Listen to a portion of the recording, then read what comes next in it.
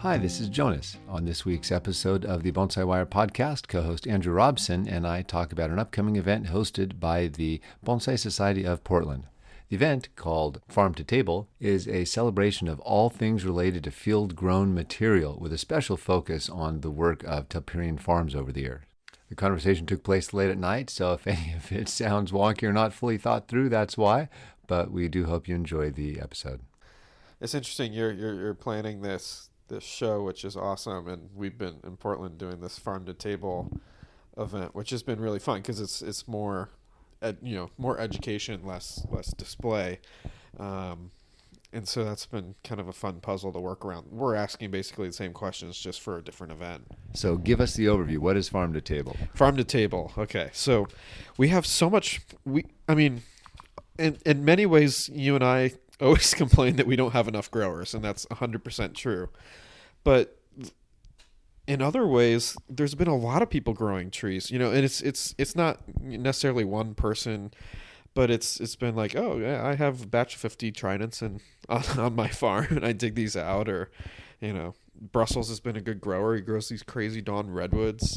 There have been a lot of people growing trees, and I think one of the biggest challenges that we see with that is that we've gotten good at growing mass. I can grow a big trunk, but then how do I take that big trunk?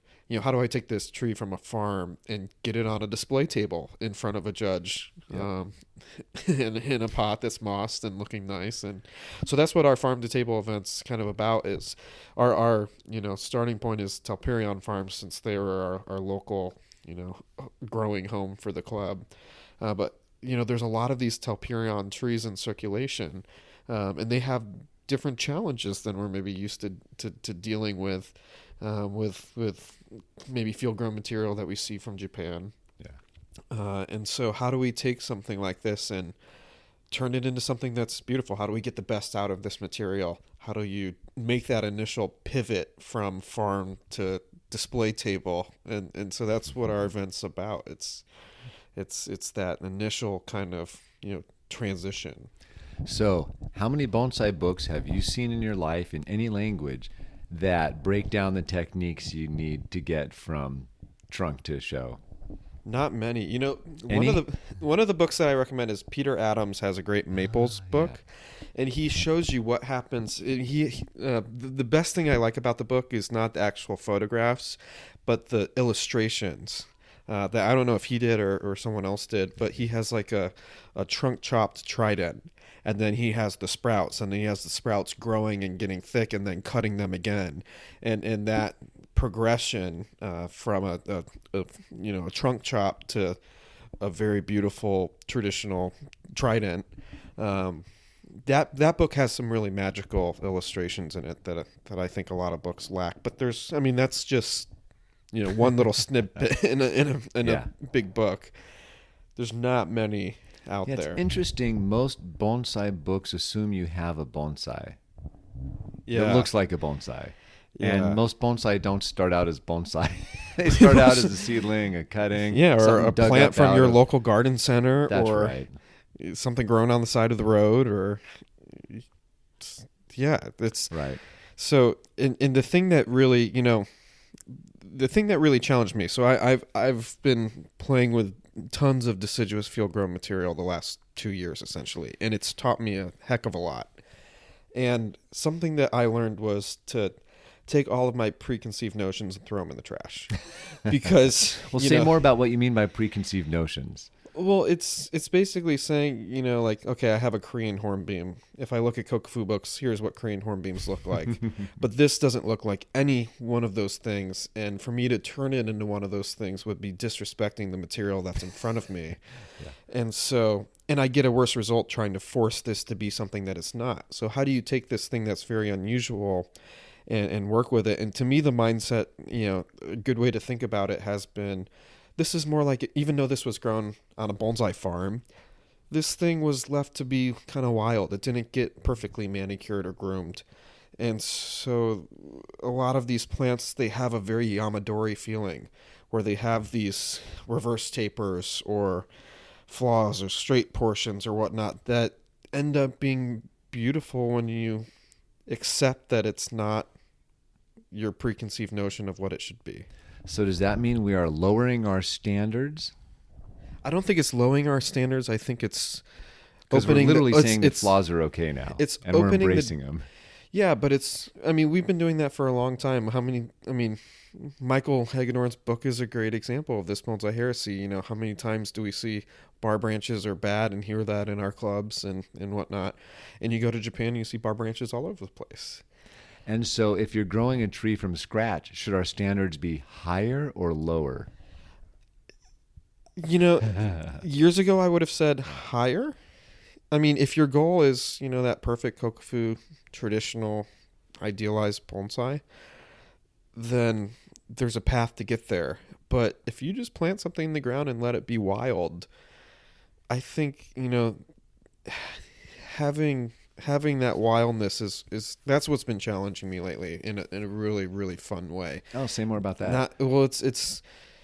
Walter says this a lot, and I think it makes a lot of sense, Do you have a tree that looks like a bonsai or a bonsai that looks like a tree? And I think accepting some of these conventional flaws or non-traditional aesthetics actually gives it the naturalness that some of these plants lack. So it's been a really, really fun challenge. Early on, because I was looking for this very traditional mindset, when I would go to Telperion Farms, I wouldn't find many things that fit that box, that preconceived box that I had. And when I had the opportunity to get a lot of plants from them, which was a huge stimulus for my garden, and I'm forever grateful for Chris and Lisa for that opportunity. Now I feel like I have a duty to honor and respect these plants, and it's teaching me a lot creatively. It's here's our limitation. How do we work around that? How do you create something beautiful that maybe you didn't used to appreciate or respect? And it's been a heck of a fun challenge working with these plants, and yeah. Well, you keep saying challenge, and so what comes to my mind, I'm curious if this is kind of what you mean. We see a lot of conservatively designed bonsai that have been grown for long periods of time in Japan and to some degree in this country. And given a specific trunk, we kind of know what the branch pattern is going to be. If we're relaxing our starting point or broadening our starting points for what trunks we're going to work with, what patterns do we follow to adorn these new shapes, these new starting points with our techniques? Because now that we have the technique to decorate the trunk with all these different approaches, the challenge is then, how best do we complement these new forms? Well, I'm glad you brought it up, because that's something I've been struggling with and thinking about a lot. I'm wondering what happens when I take this really rough, wild Yamadori looking hornbeam, let's say, and I apply very conventional bonsai technique to it for 5 years, 10 years, 15 years. Is it going to retain that wildness that I'm starting to appreciate, or is it going to shift? And my hypothesis is if it does shift and it ends up looking, because it gets very traditional, primary, secondary branching, fine twigging, ramification, it will still look unique, because it's not this the endpoints are the same as what we might see in a kokufu book, but the starting point, the trunk where it goes out from that, is so unique and individualized. And think about it with Yamadori. Yamadori, we name significant Yamadori because they have this individuality. Yeah. One of the best Itoigawa was smoke rising out of the volcano, had this very poetic name. But we're able to name them because they look so unique. Very evocative. Yeah. But how many Japanese maples do you see with a name, right? They have very similar They're at the Bonsai Museum in Saitama, the ones with names. Yeah. They're few and far between compared to some of the Yamadori conifers. That's right. And so I'm wondering with these deciduous trunks that are so wild and different. Yeah, maybe we get to the same endpoint with the fine twigging, the outer branching, Right. but maybe the character that they have will individualize them, will set them apart. That's right. And so two things come to mind on that score, whereas if what the bonsai grower does is develop the branches that do the best to complement whatever we're starting with the trunk, by starting with new trunks, we're going to come up with new forms. And so we can either apply, as you said, our conventional approaches to the branches, or maybe just as we varied from the core basic forms with our trunks, we might be doing the same thing with the branches and taking a little bit of sideways experimentation. Which brings me to endpoints, as you mentioned. So we have these fun trees that are different starting points, and the branches may or may not be conventional, but we will apply our time-based techniques to fill out silhouettes and provide the ramification that makes a tree look like a tree. Now, we know that if you take, say, a pine with a perfectly straight or angular, what many would call an ugly trunk, and add the world's most beautiful branches on it, it's still a very not compelling tree. And so the job will be to start with a non-conventional starting point that's hopefully not a turnoff, because not everything with good branches is going to become compelling. Or are we going to radically shift what we're finding compelling and look past that? Because I've seen a lot of trees that are not compelling bonsai despite wonderful silhouettes, because the heart and soul of the tree, the trunk, is not there. And I think you're finding that challenge because you're like, I see something interesting in those trunks. How do I build on that and still make a compelling bonsai? Yeah, and that's the challenge. And that's what, Farm to Table wants to really kind of represent is getting these starting points. Whether you have something that's been perfectly set up to be a very traditional conservative bonsai or something that's really wild, how do you take this rough piece of material that's maybe in a grow bag or in a big plastic tub?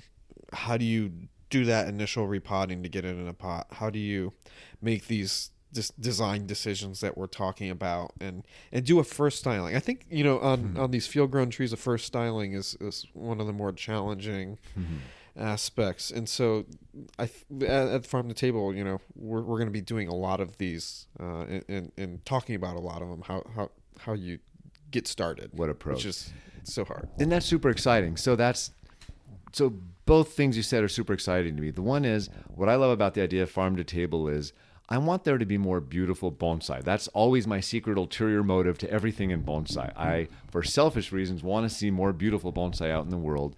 And by showing people the techniques, we're going to be able to say, look, you have more starting points than you thought you did, because we're going to say all of these trunks are great starting points. And we're going to say, here are some different paths you can take based on those starting points so that you can develop a tree and then kind of scaffold the process of what it might look like to develop that. And we're going to be looking at trees of many different species at different stages of development. And I think we're expecting a few displays that actually show trees at different ages to kind of suggest what that journey might look like for some of these trees. Yeah, so a little bit more about the event. So it's May 14th and 15th in Portland, Oregon. It's at the Milwaukee Center where BSOP holds our monthly meetings.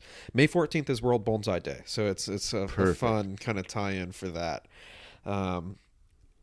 It's going to be a lot of fun. We have a good panel of artists who have worked on a lot of these plants. You and myself are in that group. Michael Hagedorn's going to be joining us for a little bit. John Eads, who's just getting started with a bonsai farm. The Kirks, Chris and Lisa Kirk, who ran Telperion Farms, and Gary Wood, who helped them along the way with growing, are going to be there. Tom Finsel, who was a close compadre of the group, is going to be there and share some really interesting repotting techniques. Matt Reel, who along with myself, after the fire at Telperion, I went and got a ton of deciduous, and Matt went and got a ton of conifers, and so he's been doing what I've been doing with all these challenging deciduous plants. He's been going through that same mindset with some conifers. So it's going to be a really fun crowd of people, and it's kind of a groupthink kind of seminar. We have a lot of educational opportunities where we're all together, which I think is going to be really fascinating. I think I'm as excited for the event as the average attendee will be, if not more so, because I like working with everyone you just mentioned, and I'm really excited to hear what you all have to say, because that's what's most fun for me. I love hearing multiple ideas for single trees, and so there are going to be I think 2 super critiques where a whole panel of people are going to be talking about what approaches or paths they see leading forward from various starting points for trees. Yeah, that's right. So Saturday, we're going to set the stage. We're going to start with a panel discussion. And on Saturday, it's just to kind of do kind of what we're talking about right now. Just set the stage for what is growing bonsai and how do we start to make those transitions. So that kicks off the event. Saturday afternoon, we're going to have a super critique. Which was super popular from our BSOP rendezvous a few years ago. That was of this whole convention, that was the most popular thing by far, was People the love super those. critique. Yeah, and it worked out really well. So we're going to do that. We're going to get a bunch of field-grown trees that have barely been worked on, haven't really made this transition, talk about how to get there.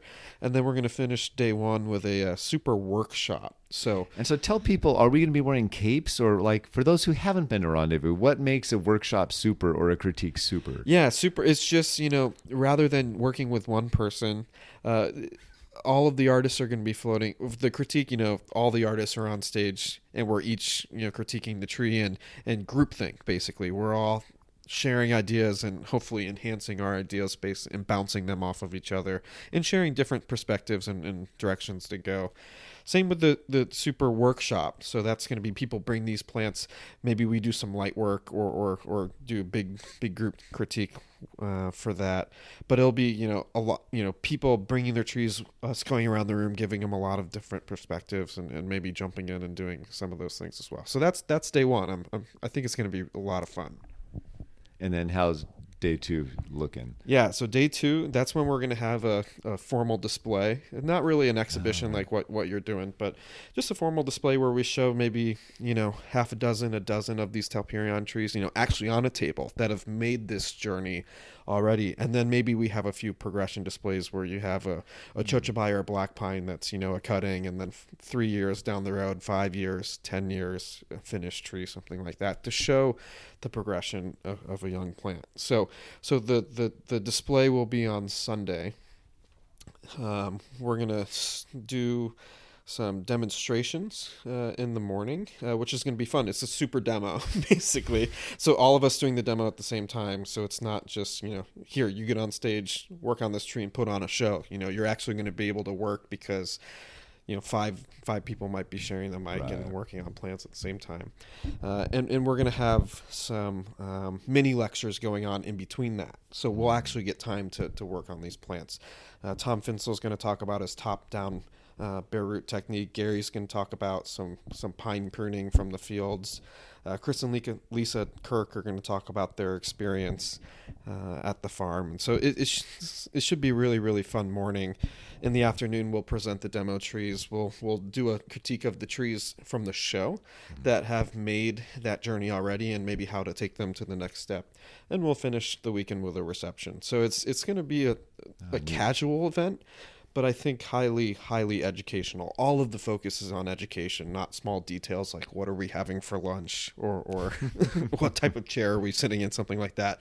All of the planning is really hyper-focused into the quality of the education. We're showing up to work and share the work so people can learn. Yeah. It's going to be fun. So we'll have a small display. We're going to have some great vendors as well. So it's going to be a lot of fun. And for those who can't actually make the event, we will have a streaming option. So you'll be able to get a streaming pass for some of these more talk-centric events like the Super Critique or something like that, where you can jump on Zoom and tune in if you're out of town. Oh, great. That'll be exciting. Yeah, I'm super stoked for that. Just hearing you say all that, I remembered I might actually have a Telperion tree that I've shown before that I hadn't thought about. Which one is that? I'm ruin the surprise. I actually think I have a white shojubai that I've had for a long time, and I'm not positive where it came from, but there's a good chance it was a 1 gallon can at Telperion years ago. Yeah, I didn't even think about my white shojubai, but that might be a fun one to display there as well. That's the one that we talked about in our Sacramento show episode. And you can see a photo of that tree on Jonas's blog. And that one was a stock plant from Telperion, basically, that I restarted. So I don't know if that's a good one to share or not, because I just hit the reset button and changed a lot. But in some ways, we do that a lot with field-grown material as it is. It might be the most important point we're trying to make at this event, is pretty much saying, how do we get the most out of whatever we're given? And if that's a hard reboot, you could not have done that same reboot without the 10 years that went into it before you touched it. Yeah, it's fascinating. Yeah, my biggest jojoba was field grown at Bonsai Northwest for about 10 years. And so same thing. It required a pretty darn hard reboot to start making a bonsai out of it. Yeah, neat.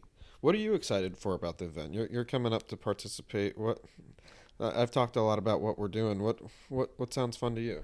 Well, I feel kind of spoiled by the event because you all are all relatively local to each other. I'm the out-of-towner, the interloper among the group. And so for me, by far, the biggest thrill is just to be hanging out with the rest of you.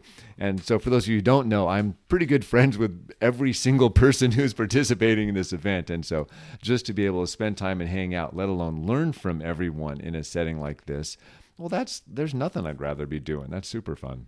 I think it's going to be fun for us in the panel, because I feel like I'm going to be learning just as much as someone who's attending the event. And we all have such different experience, both in how we've learned and then what practically we've done over the years. So I plan to bring up some example of I may have some field-grown trees, but I'll definitely have some container-grown trees over the years, because it's a lot of the same techniques and practices, but the genesis might have been a little different, just to show trees at those different stages of development.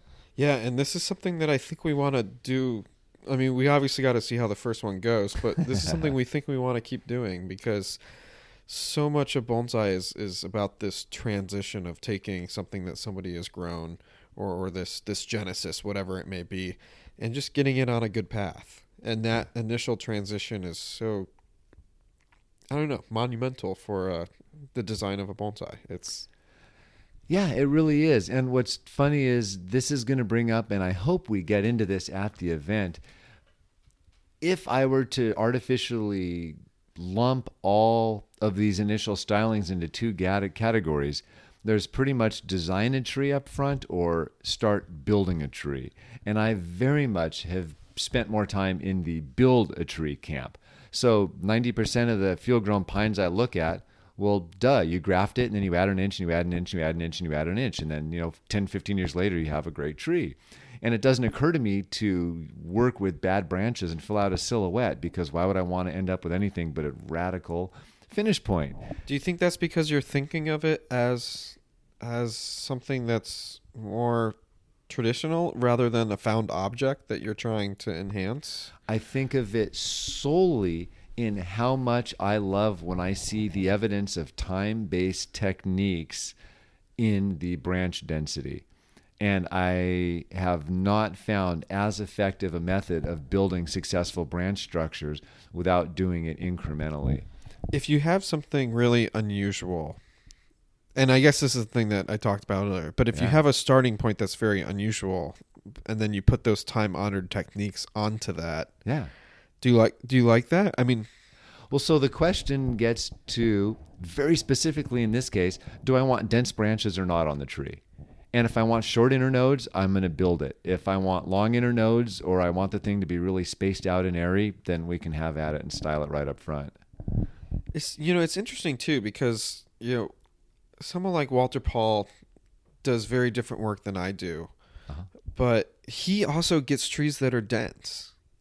At least his where is plants. the density? And so when you look at the structure, and this is a little more technical, inch by inch from the base of the trunk to the end of the tree, a lot of that density is coming fairly far out. And so what's the most compelling part of the tree? Like the core inner third of that tree, the kind of middle zone, or is it that outer zone that's been pruned again and again and again, and we get a lot of twiggy straight twigs out towards the end? Different trees are all going to be different. That's species by species, tree by tree. But if you want control over that process, you kind of get the choice. How do you want to build that thing out? And that's just my bias of how I learned it. It's what I saw in the magazines when I was reading through Japanese magazines. And by reading, I mean looking at the pictures, let's be serious. And I'm good at delayed gratification. I don't really need a tree to look exciting at that first styling. I love just watching the progress year after year, and my goals are often more technically focused at, oh yeah, I want to see, can we keep this thing healthy? Can we get the internodes we're aiming for? Because if I can't get the internodes I want, then I can't exercise the design that I'm going for. It's an interesting thought to think about. We always think that if you're going to be field growing bonsai or just being a regular bonsai grower, that you're going to end up with something traditional. And I think maybe... And yet that's not at all what we have seen from our growers around the country. Yeah, in fact, most of the American growers, I would say, have very unconventional, Yes. non-traditional material. That's right. But we always assume, you start growing bonsai, it's going to be this very traditional thing. And you don't think about, I've never heard of a grower say, I'm going to plant these trees and they're going to be wild. And I'm still going to work on them. I'm going to prune them back and whatnot. But I'm growing Yamadori. I'm not growing bonsai in a field. And I think you just said what you hear if you read between the lines. I'm terribly mixing metaphors.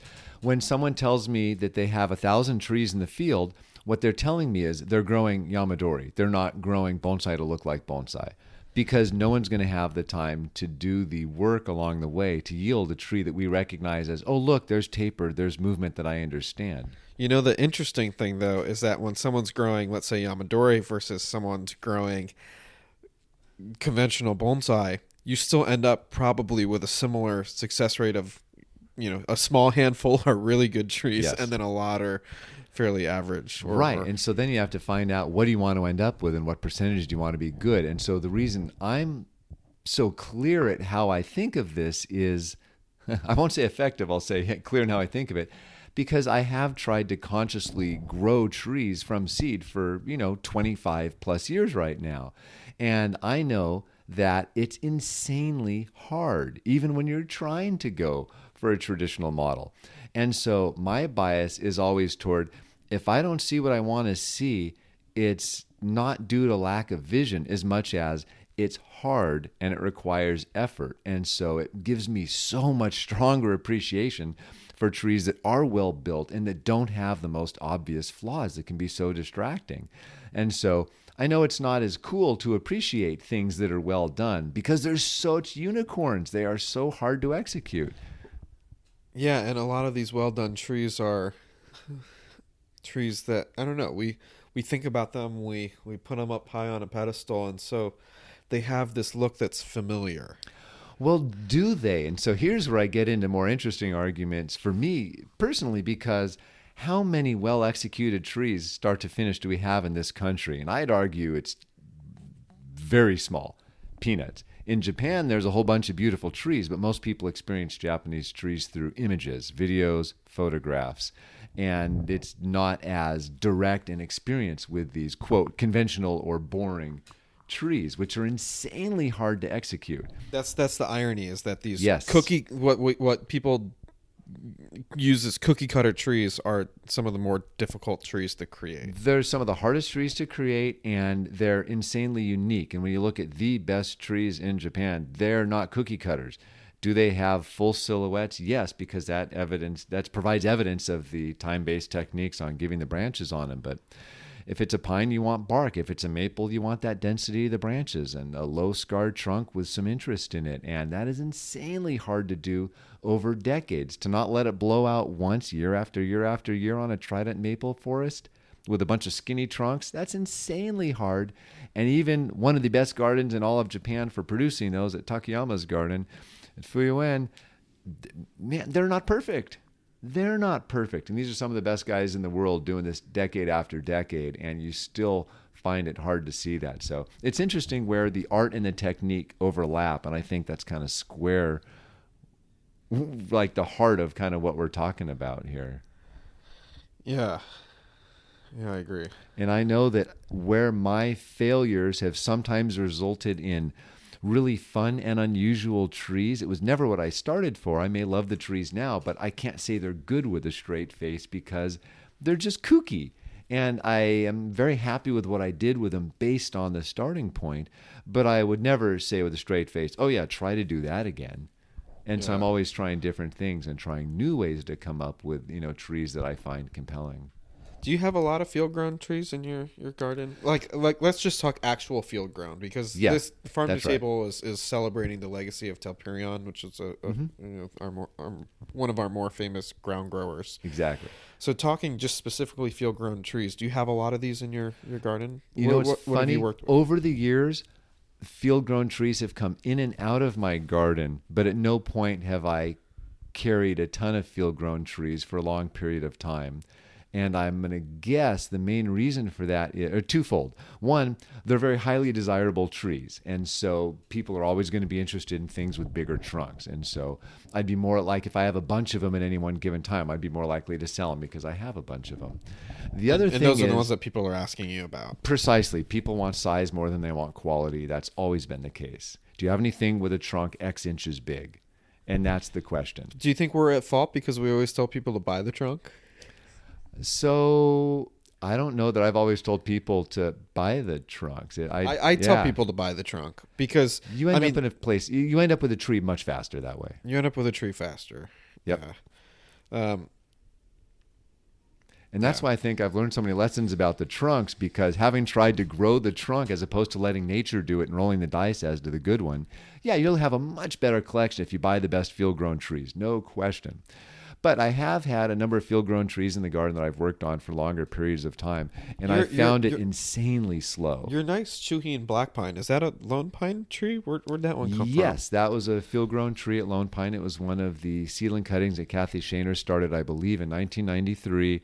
I dug the tree when it was probably 10, 15 years old and have been postponing working on it year after year for most of the last 10 years. And that's one of my better pines, but that is a field-grown tree. That's the one I've probably put the most care into it. And I literally might have wired it once or twice in 15 years. Once or twice in 15 years Maybe. on a black pine? Maybe. So how are you creating, because, you showed that at the National, not... Oh, no. I never showed that one at the National. Yeah, this one has yet to get to show shape. I have a couple medium-sized trees. The field-grown one that I've been working on so long, that one hasn't been shown yet. Gotcha. And it's a little ways out. Because I haven't worked on it. That's simple. What other field-grown trees? Do you have many field-grown deciduous? Yeah, so I've had probably more field-grown deciduous. I'd worked on a couple trident maples from Lone Pine Gardens for a lot of years. I've worked on chojubai from both Telperion and from Lone Pine. But they were younger trees. They never got really thick. Or as well as the Bonsai Northwest tree. And the field-grown Bonsai Northwest junipers. I've had a dozen of those. Those are fantastic trees. Super fun trees. And so I've learned more about how to grow junipers from having a concrete starting point than I ever would have got from looking at any number of books, magazines, or articles. Like just having a tree grown not the way you want to end up with is an awesome opportunity for learning what you want to do differently. Yeah, it really is. So we were just talking about growers. Who can you name off the top of your head? We just named several of the big ones. Who can you name off the top of your head that have actually grown trees in the ground at some type of scale? So we talked about John Muth, Bonsai Northwest. Yes. We talked about Telperion, and we talked about Lone Pine. Brussels, he's done a lot of, I think, tridents and dawn redwoods. He's done quite extensively. So if you're going for numbers, start talking about Georgia, Florida, where there are thousands of Procumbens junipers that are all 40 years old right now. That I don't know the name of the farm where they were grown, but I know many ended up at Plant City. I know these trees. What about the giant Trident Stewartia grower, who's also down in the south? I haven't been there, but I know. Warren Hill? No, not Warren Hill. This is more recent, but I don't know the name because I haven't been to the place. But I've seen some trees that came from there. Really neat field-grown trees. Interesting. Yeah. So there are a handful of people out there. But the list drops off real fast, at least from what we're aware of. And the thing that always puzzles me is, we have a lot of our growers are on the West Coast, but you could easily be growing black pines in the ground in Georgia, in North Carolina. Way better weather than I have for it. Yep. Yeah. And I wonder why there's not bonsai farms all over the country. Yeah, maybe the middle Have of you ever done Arizona the is math not a and great figured out place. how hard it is to run a business growing pines? Oh, it's terrible. It doesn't make sense. You got to do it because you But- love it. And so the example that I use is, let's say we want to sell a 10-year-old product, and let's say we want to sell 100 a year. Well, that means over 10 years you've got 1,000 trees. And so if you're growing 100, what's the average value of every one of those 100 trees, assuming they even live to term at 10 years? So how many people have what it takes to maintain 1,000 trees to sell just 100 a year? And what's the quality if you've got 1,000 trees in your garden, and what are the odds you're going to prune them at the right time and work on them when they're literally in the ground? Like, that's hard. Belly work isn't the most fun. Ask Yeah. John Muth. Yeah, it's a very different skill set. Well, so that's where Joe Harris comes to the rescue, because we know how the commercial nursery industry grows incredibly consistent quality, healthy trees. And we they know actually kinda make how they do profit it. because they have Yes. to. And the reason they make profit is because they have dialed in precisely how to maintain health. That's 90% of it. And then the rest are the straightforward techniques that can deliver the product they want on time. Yeah, we need to get Joe Harris on the podcast. I mean, Yeah. the things that I've learned about Isley Nursery, which is Isley is like they want to be like the Porsche of garden center plants.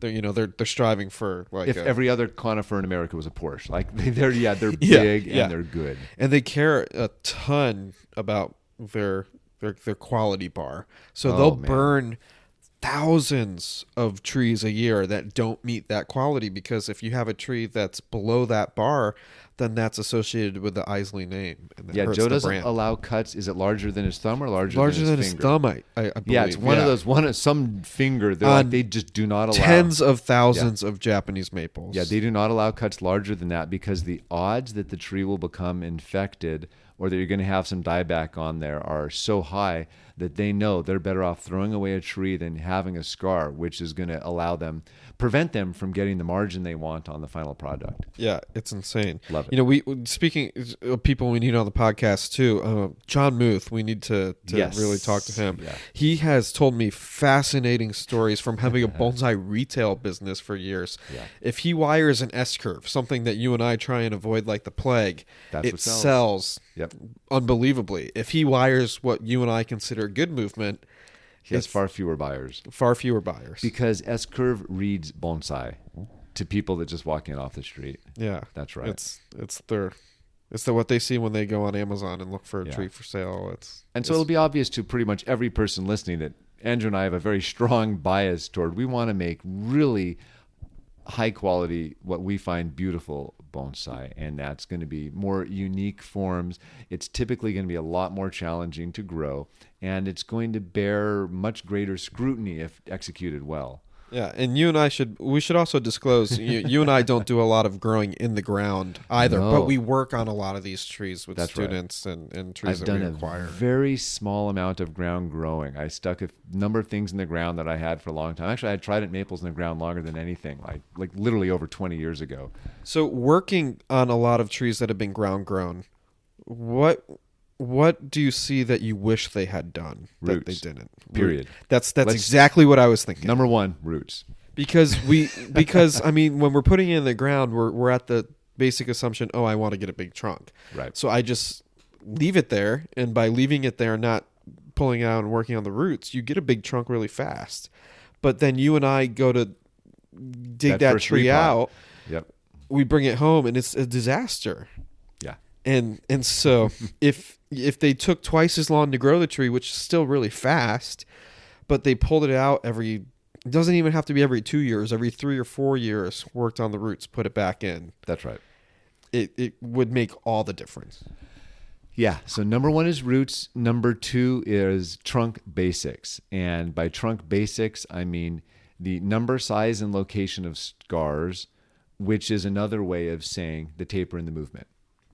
And that's pretty much it. Those are the two things that I would most want to see. I'm not even going to be as picky as to say can you leave me some small branches so I don't have to graft? Yeah, I know how to do that, but I don't even expect someone to do that. We can put branches where we need them. Yeah, But if they don't make big cuts, because and this is where it's getting picky. especially when you work on conifers. It's what's so fun about growing a deciduous tree in the ground is you make that big saw cut and you're going to get buds. If you make a big saw cut on a conifer, what you're doing is you're just saying, I'm not going to allow you to graft here, here, and here because we now no longer have sap flow along that entire side of the tree. It's a much more complicated problem with a conifer than it is deciduous. Hitting the reset button on a deciduous is easy. Yeah. Hitting the reset button on a conifer, very hard. And that's why I've had mixed feelings, ambivalent about the results of our ground growing, because when you have those 1,000 conifers, the odds that I'm going to be able to put branches where I want are low, and that's why we see so many fantastical forms on these Yamadori conifers. And we're going to see some at Farm to Table, and we're going to have a lot of fun with it. And it's limiting the palette of options we have for how we style. I'm so excited to see the work that Matt Reel's been doing on these pines, because they are challenges. I mean, when you don't have all the branches in the same spot, and let's say I'm not just going to graft the branch where I need it, I'm going to work with what the tree has. Yep. It's a very different ballgame. And that's what I find with my favorite Telperian tree I have in my garden right now is literally one graft, and I could have a very conventional pine form, and it would be a very easy tree to make. There is a large saw cut, and there's borderline no lifeline or sap flow anywhere near the area where the graft would need to be, which means there's going to be a comb over. Something I was just thinking about is, I really, this is maybe just my practice or my approach, but I really like working with limitations. And maybe the reason that I like some of these, American field grown plants is that they weren't grown perfectly, or they, they have a lot of momentum to them, and it really limits my options for what I can do. Sure, maybe you put a graft wherever you want it, or you cut it back and you grow it as something traditional. Yeah. But when you work with the limitations, I find creatively, I much rather do that than have a starting point that's infinite in ways to go, because I like the challenge of how do I make this work? I like a project where I have some sense that I'm going to be happy with where we're going with it. And what's funny is, I've learned that people, and I mean me by this, are a bad judge of the potential when you're a number of years out. And that's where Maria's work comes in, which is so amazing. You look at some of the starting points of the trunks and think, oh, seriously? And then you fast forward a few years and you're like, that's a really interesting tree. It's interesting to me. Her work is fascinating on so many levels. One is that even though these are Yamadori, it's still a long-term deciduous process for her. She's taking these trees and getting them into the trophy in about 10 years, something like that, maybe 12. I'm sure she's learning as she's going and reducing that number. But it's not like a conifer Yamadori where you get an awesome tree from the mountains, you do a styling or 2 or 3, and it's in the show in 5 years. And these are still showing that longer-term deciduous approach. But yeah, her work is magical. I mean, she's basically, a lot of her trees are so, they remind me so much of these hormemes that I got from Telperion, because I'm hitting that reset button very similar to how she did when they came out of the field, and it's giving me that challenge. And you get a lot of sprouts that you build the tree off of. So you have this unconventional trunk with a lot of character and power. And then you hit the reset button, you get a lot of young sprouts, and so you have a big trunk, young sprouts, and you build your tree for about 10 years off of that. And so this is what we're going to be talking about at the super critiques, which are, oh, look, something is straight. How long a straight section will be acceptable based on how many years I want to put into this and how big the tree is going to get. And we're going to be talking very specifically, because this section is straight, we're going to only let it be this long. And based on how thick that straight section is, that tells us how long the next section of trunk will be. And that's the other thing about field growing that I know I've got a strong bias in that area too, which is finish growing the trunk, then focus on the branches. Just because it came out of the ground doesn't mean the trunk is done. If the biggest scar on the tree is 3 inches, well, then there's probably a few things to heal and or carve, and then multiple secondary or tertiary sections of the trunk that need to be grown. That's what Maria has done such a great job of, is taking those big cuts, growing the next sections out, and then doing your refinement work on top of that. Get from 4 inches down to 3 to 2 to 1.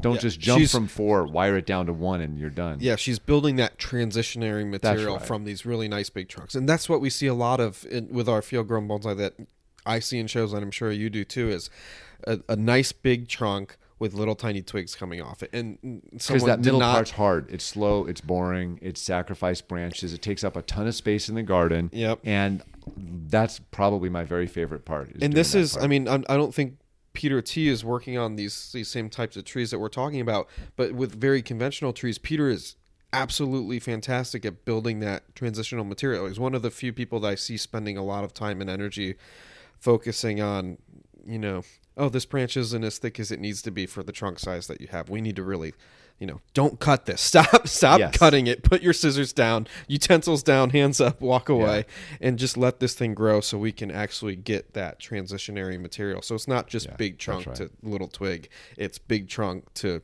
big branch to secondary branch to tertiary branch to fine twig. And it's our basic coarse to fine processes, and that's why I think deciduous trees are such a great model, because deciduous trees force you to learn all this because you're showing them without their leaves, and you can't do heavy bends per se, and you're showing them without their leaves. And so the two easiest ways to cheat with the conifer, you just can't do that with deciduous. Yeah, they're more honest. Oh, and if you care about internode length, forget about it. Then you really have to pay attention to what you're doing. But if you're like me or you, when we go to a bonsai show and we're, squatting down, we're looking up inside the trees, we notice this right away. But when you're just standing there walking by the room, not really moving your head, interacting with the trees, looking deeper, then you can miss a lot of these things. Yeah, I'm getting terrible. Now, walking around the show today, I noticed my initial impressions when I'd see a big deciduous tree is, even from 10, 15 feet away, I was already thinking, I wonder how aggressive they can be in their defoliation every year. I wonder, how many more years it's going to take, or if it's worth thickening that last thing up. Like, I'm instantly thinking about, their climate's a little bit different than mine. I wonder what kind of adjustments I'd have to make to get that kind of effect. Like, I'm literally trying to troubleshoot and solve, how would I achieve these things that I like? How would I avoid these things that I don't like? Well, and it really sheds light on the fact that bonsai is one step backward, 2 steps forwards. On a good day. On a good day, right? Yeah. It's we got to take this a step back. You got to take the show tree and put a sacrifice branch on it to take it to another level. That's right. You put it in the show, appreciate it for what it is. Let's celebrate, the progress that's been done. But then after the show, take it home and okay, how do we improve it? Do we need to spend 5 years sticking up a low branch? Do we need to, change a new front and make, change our branch and make that work? It's I don't know. You use the word celebrate, and that's what we're going to be doing at Farm to Table, and that's why it's going to be fun. And I think everyone who gets to go is going to really be happy that they're there, because it's going to be a bunch of us that like that development process, sharing as best as we can what ideas we have for how we can make more trees get onto a path that's going to end up with a compelling result. And that's what I'm excited for. Yeah. I think it's going to be a fun event. So again, it's May 14th and 15th. It's in Portland, Oregon. We have a really fun lineup. Myself, Jonas, Matt Rio, Michael Hegedorn, Tom Finsel, Chris and Lisa Kirk, Gary Wood. It's a really, really fun crowd, and then everybody in the audience contributing their thoughts as well. Yep. So it's going to be fun. Lots of fun days of groupthink and us working together, and a little show and some great vendors, and it's all about the bonsai, man. It's gonna be a lot of fun. Sounds awesome. Yeah. All right. Thank you. There you have it. That's what our plan is for the upcoming event, and what's the website? How do you get to the website? All the information is wonderfully presented on at portlandbonsai.org. portlandbonsai.org. If you can make it in person, I highly recommend if that's within your means to come and support us. If you can't make it in person, but you have a field grown tree, or you have some American grown material, check out our live stream pass, because that's going to give you the information electronically. So awesome. It's a fun event. We'll hope to see you there. Thanks for putting it together. Cheers.